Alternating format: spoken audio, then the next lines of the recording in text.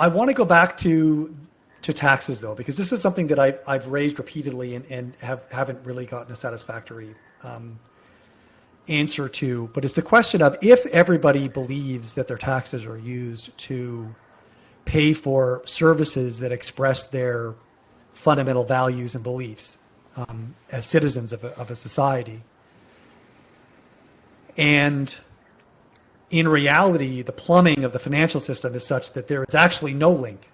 You can, in theory, and in fact we do mechanically fund every expense, every expansion of the fiscal balance sheet via the creation of new money. And there does not need to be an offsetting deposit via the tax channel in order to spend. And the only reason to have an offsetting channel via taxes is to moderate demand so that it's consistent with the productive capacity of the economy. Does that not change? If MMT were to propagate as a concept and citizens were to shift their thinking so that now they believe that the spending channel is not linked to the taxation channel in any direct way, and in fact that their taxes are a way for governments to control the demand function according to some abstract arbitrary model, how does that change the social contract between taxpayers or citizens who are taxpayers and the government for spending purposes? And how do we expect that to play out as we go forward with MMT, as we begin to expand the balance sheet to maximize potential employment and the productive capacity of the economy, knowing that we will only realize that we've maximized the productive capacity of the economy once we begin to see an uptick in inflation?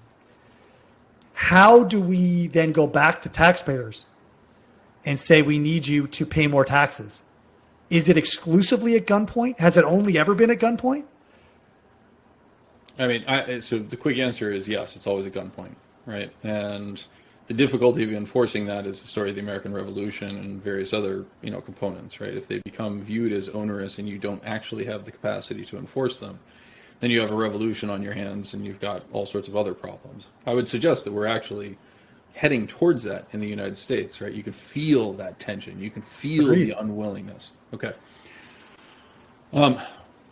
Part of that is because we have lost the actual narrative, right? This goes back to the Keynes observation that we are slave to a defunct economist. We think that the U.S. is going to go broke because it is outspending its capacity to tax.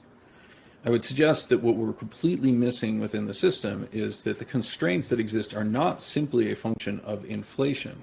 Inflation is one of the constraints that exists on the system, right? But there are other constraints that also exist, or other areas where we could be significantly sub-optimizing and still get inflation, right? So if we choose a terrible policy around how we're going to allocate labor, right, then the labor is utilized ineffectively, and at far less than optimal employment, you're going to end up with inflation. Same thing for capital, right? There's all sorts of components there that you need to be extremely thoughtful of, right?